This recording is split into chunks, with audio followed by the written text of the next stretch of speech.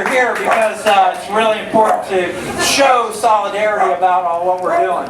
And we've done this before. We've had rallies, we've had events like this, but this is really key, really important. And even though the House representatives in Florida decided to check out a day earlier, 3 days early, it gives us opportunity to go to their office locally and meet with them and say the same message, because they're going to go back in special session. And at least they didn't pass that bad water bill. At least we're going to go ahead and try to put the pressure on. As you've heard, we're two coasts doing this.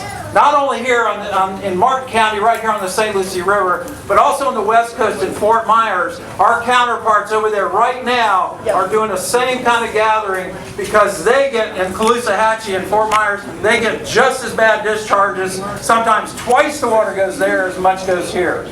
So they haven't seen the slime yet, the green slime crime that's going on, but we have. And we started out Thursday right out here when locals brought us samples. We sent them to NOAA, we sent them DP, we required them to be sampled, and it is toxic microcystis algae. It's there at Port Mayac. It hasn't come here yet, but pretty soon it might. And we don't want these signs to be posted up that we'll have to avoid contact. I grew up here as a kid when I was 5 years old, and I want to swim too. And I still want to swim in this river, and I think we can do it if we get it cleaned up and we let the estuary be an estuary and let it alone and stop the discharges and send the water south. So that's what it's all about.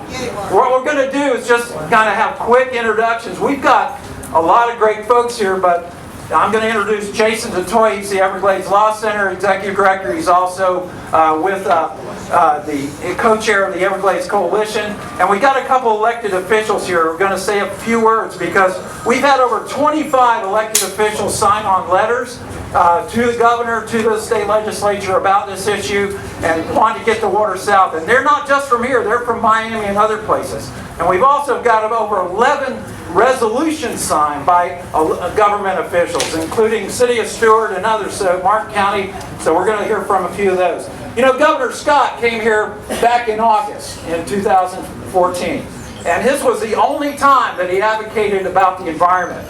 To put $150 million into Florida Forever was one of the 10 things that he promised to do in his second term. I think we need to hold him accountable to all 10 of these things to help clean up this environment and get the water right in South Florida. But you know, some of the senators told us, they said, well, you know, Amendment 1, which we all passed in November, was not important enough to them to see the highlighted areas about buying the land not only around the springs and other areas that need it for land acquisition and conservation, but also in the Everglades agriculture area and Everglades protection area. What they've done now is they've come up with a plan of where they think the water should be done. And this is Senator Hayes' idea of $746 million where it should go. Yeah, boo that. I mean, there was only one item. But as the chant goes, we do have some senators that are helping us out. And one of them is Joe Negron. And I went and met with him on Everglades Day, April 7th. We've talked to him before. And he said in this statement, and I'll read it, that he will continue to advocate for $500 million in new spending for land acquisition that can be used to clean, store, and send the water south from Lake Okeechobee. So he's got it in writing. He's kind of one of the guys, Thad Altman and other senators that are helping us out. And we know what to do with that water and buy that land, and we know what to do and how to do it. So there's a lot going on, and I just feel like, you know, we got to get this pressure on. And this state legislature's not done yet. They're going to go into special session, so we still have time to put the pressure on and get this money allocated in this bill this year in order to make this purchase by October.